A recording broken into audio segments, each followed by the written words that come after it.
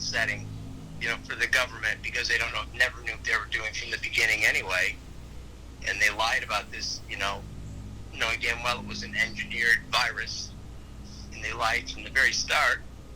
Well, this episode's getting pulled. Thanks, Bob. I'm sorry, what did you say? I said this episode's getting kicked off YouTube. Thank you, Dr. Bob. Yep. No, I stand by that. I did from the beginning. And you were right, man. I was always like ambivalent because I could see it going like many different ways. But as time goes on, man, I just think more and more this shit, like, so many people are at that point where it's like, oh, I don't think they really released it. That's a little tinfoil hatty, and like this was an accident, and like I think they think that. Yes. But I think they're also talking on camera and don't want to come off too tinfoil hatty too quickly. But it's almost, I'm getting to the point now where the tinfoil hatty stuff sounds more believable than like the fucking other more, I guess, conventional fucking narratives going on, man. It's just I think we're just so ignorant of so much shit that's going on that would just blow our fucking minds, but I can't prove all that. Well, I also heard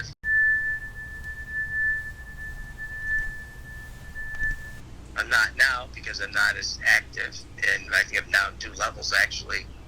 I haven't checked, but and literally and that was it. I so just well proven, though. I mean, God, looking at all those experiments that were done in Lyme tick. I'm sorry, but I just had such an epic image of like a widescreen shot of like a fucking like 200 Chinese scientists all standing in front of the lab waiting for the big ceremonial moment, and then one of them is like and translation, release the Right, that's exactly. Oh my god. And then they all start applauding as it runs into the wild. Right. Throw up a good old red salute. Yeah, exactly. And the woman who wrote the book Bitten about the Lyme tick lie, basically, when they first let the engineered ticks loose, they didn't have a target. They just dumped them out of boxes from an airplane in some isolated area down south in some swampland just to see what the hell would happen. I mean, that's incredible.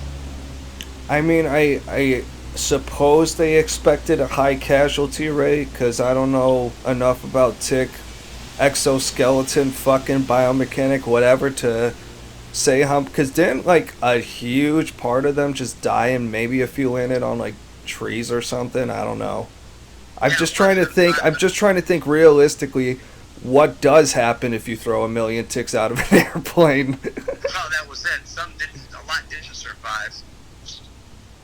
But in reading the book Bitten, I mean, which came from this, from the mouth of that guy, one of the head engineers who was dying and gave up all the information. It was like they brought in a couple of these guys, these pilots from the military who had no idea what the hell they were doing. And they were in this plane, and they had these boxes of things, and there were so many ticks in the boxes that they had started to multiply and come out of the boxes and didn't know what the hell to do with them. And one of the guys said, throw them out, open the door and throw them out of the plane. And that's what they did. What an asshole. Yeah. Find a lake or something, you jack off. Well, they did. They purposely did go to a swamp area, thinking that their chances the gators will get them. Yeah. I just imagine they should have landed that plane and then just started hunting ticks and just with AR-15s. Yeah. Well, they're great stories in reading. That's just one book, Yeah. About pilots who are sent out, and told to, release these things into the wild, and one guy comes back and they tell him, don't take your clothes off immediately. Go into this place where we're going to basically clean every part of your body and we're going to burn your clothes. The guy goes, what? What are you talking about? What kind of a mission was I on? Oh, yeah. Don't worry about it. This is precautionary. Oh man, and it's just got to be such a mind fuck for all like the regular kind of grunt soldiers. It's like, hey, your mission is to fly this plane and fly these boxes on the plane. And did they Exactly. know they were supposed to kick them off, or did someone intentionally like leave a leak so they would No, start no, I think scattering I and think I think they started getting out of the boxes. They panicked. so So what where else would do we they? do with So these was things? their So we, mission really to throw them out of the plane? Then, like, were they well, going I don't somewhere? remember what their actual mission was. They were supposed to release some of them in a certain place, but I Mm. don't think the intention was to just open a box and dump them Just out. paratroop them all, yeah. Yeah, yeah. But Because they had anyway, designated certain areas where they were going to do the isolated areas where they were going to do the experiments. yeah. Oh, okay, that makes sense. Yeah, Yeah, and these were real swamp areas where they would have had a minimal chance of infecting any other human being anyway. But yeah. But even so, just imagine, hey, your mission: fly this box to this place and just drop it out. What's in the box? Don't look in it. right, that's not your mission. Your mission is just to fly it and do it. Yep. Man, I'm gonna put stuff like that in my book, which I'll just spend a 2 minute digression just talking to you about, just because I mentioned it in the text, and I think because you remember obviously the moon rich people dynamic and like planet Earth is hell, etc., and that whole thing. Sure. The vision I had for that is just way too fucking big. I think it's trying to put too many elephants on my plate. So Mm-hmm. just as a consequence of just being into more like fucking metallurgy and stuff and Yeah. the medieval like combat stuff, I thought of a different landscape where it's basically a post like a second flood comes and just resets civilization, and you have these kind of archipelagos that pop up where different islands are at basically different civilizational periods, and I'm thinking where most of them are at when the book takes place is like late medieval renaissance, super early gunpowder like on one end, and then like fucking aliens come and give them technology or some shit. But it's a whole different thing, and it's gonna follow like different mercenary bands because everyone's life is just so fucked up. They're like, well, I have fucking weapons, and this is the only way I can make a living, and it's just a good way to travel, see different places, Yeah. and build characters who have just these broken fucking. Because not everyone, I feel like, in like the Peloponnesian War, for example, and there will be a lot of elements of that kind of stuff in there, but everyone necessarily joins a mercenary band to make money. I feel like this was something captured in like just a fiction book I read a long time ago that post plague, this dude had to bury basically his own family. He had to open his own sister's veins to like and just went through hell on earth being trapped in this plague-ridden city, and then was just like, well, I don't really care if I live or die. What's a good job that might fit that Yeah. fucking bill? I'll take just whatever job. I don't give a shit. Why did he have to cut open his sister's veins? Bloodletting? Bloodletting because she got the plague. Like she was working and trying to help the sick, and then she caught it, and just the effects are so horrific. Like diarrhea out the eyes, that it was just like, I'm not gonna let her suffer. So it was a mercy killing. Oh, okay. All right. Very interesting. And where did this content come from?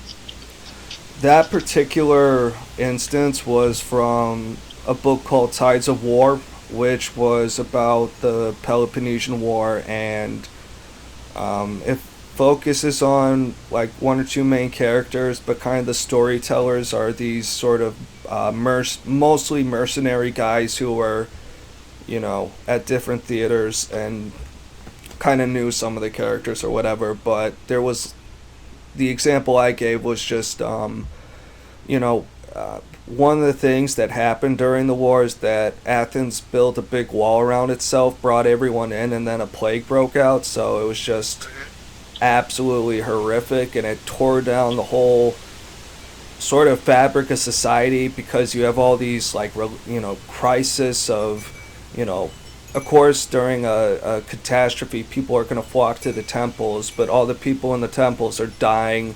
The good guys are dying just as easily as anyone else, and what that psychologically sort of does to a society. It's like, oh, there is no gods, are no gods, so maybe I really can just do whatever the fuck I want. And a lot of crime, looting, all kinds of just nightmares naturally evolve from that. And this is a true story. Well, this, yes and no, because the book I'm referencing is a historical fiction, but it is based off a real plague that was a huge part. Like it was part of what put the war on pause for years, because like the Spartans kind of caught wind of what was going on. It's like, yeah, I don't want to go near that. Let's just do our own thing for a while. And it was funny because it kind of connects back to what I remember, what we talked a week ago about unintended consequences, because when the Spartans are raiding all your rich farmlands outside the city, one of the solutions is like, well, they're way better on foot battles than we are, so let's just build a fucking wall, keep them out, they won't be able to deal with it, let them raid the vineyards or whatever, and we'll just rely on the sea for everything because we're a naval power. But once you cram everyone behind those walls, diseases can spread like wildfire. So I think that's what happened. Isn't it interesting, though, in a historical context, that the first thing people did was, for their own security, was to build a wall? Doggy, I've been thinking about that, and like how I'm kind of weirdly fascinated with that sort of inflection point between us being monkeys and us being like Assyrian conquerors. And I mean, just one of the first basic things you do in a settled society is just build walls just to protect your animals, your livestock from wild animals. You redirect. I think even that video I sent you, I could be misremembering, but I believe in Venezuela, when everything in the early 2000s went to hell in a handbag, the guy who was giving the interview was talking about how they had to build walls or at least barricades or something because you want to block off as many points of entry so you can control the flow of anyone trying to get in or any mobs trying to get in. Exactly. You just mountains, rivers, and stuff define barriers of where human traffic can go, and for everything else, there's roads and walls. So I mean, and people calling Trump crazy. Well, he was just basically following a centuries long theory of how to build a perimeter, how to define a perimeter. And it's funny because I think they took him. It kind of goes back to a quote, I can't remember who said it, where the left took Trump literally but not seriously, but the right took him seriously but not literally. So, mean, the idea of a 3,000-mile border wall that Mexico's going to pay for is a little zany, but... yeah, of course it is. But, I mean, even before that, I believe, cities closer to the border, like Los Angeles, had some walls someplace to just, I don't know, control migration or whatever. So it's like on smaller scales, it fucking works. It's worked for Israel. I guess they have tunnels and shit to deal with, but I mean, it's kind of, what, you go to a rich estate, it's fucking walled off. Yeah, well, you've got natural barriers too, along the border, for instance. A desert. Rivers and things like that. A big, brutal desert. Into your thinking. Mm-hmm. Yeah. The desert, yep. And that's why... like, crime drama or something, or, a military film, the first thing you hear the people say is, we'll establish a perimeter. And that's a part of crisis intervention, too. It's very...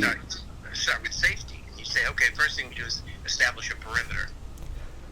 It's very interesting to me because something, it's a sort of concept I think about and going to bounce around my book is the what I call the perimeter dilemma.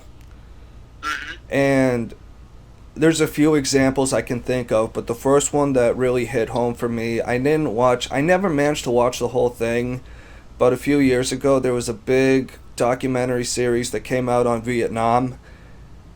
Ken Burns, I think it was. Oh, I It was like remember a that. Yeah, I eight. caught some of that. Yeah. Yeah, it was like a 8 episode series or something.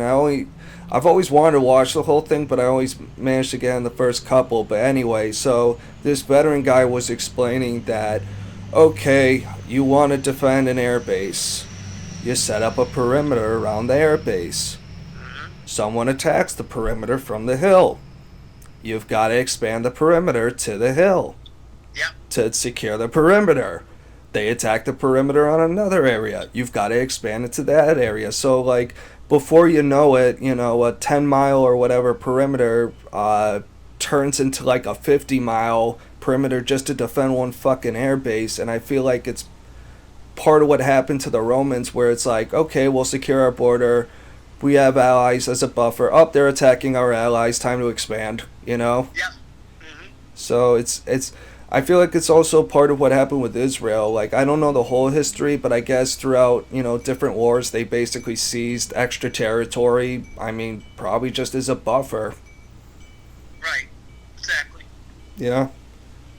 So it's a dicey thing. So, I mean, I guess I don't know, but I mean, with Mexico, we're not like we're not in conquering mode like we were 150 years ago. So we have a distinct border. It's a question of enforcement, really. It's not even a question of defining the perimeter. It's just like, making sure the perimeter is strong. Mm-hmm. You know? Wow, did we take a left turn, huh? We really need to start a political show or something. We need to Yeah. start like a Joe Rogan 3 hour whatever podcast, because Yeah. I'll say one last thing before we move on. We've obviously discussed the virtue and short digestible podcasts or whatever, but I just remember Jocko, when he first started getting into it, someone told him, if you want to make a successful podcast, make it like 20 to 30 minutes and make it about something positive. And he's like, Yeah. okay, I'm going to talk about the darkest, most negative shit on the planet, and I'm going to make it like 3 hours long. And whoops, I'm successful. Right. Yeah. Run against the critics, but I wanted to, especially before we finish, my idea today was also to. We're discussing your return to work specifically, but I wanted to get into the whole idea of how it happened. That suddenly, some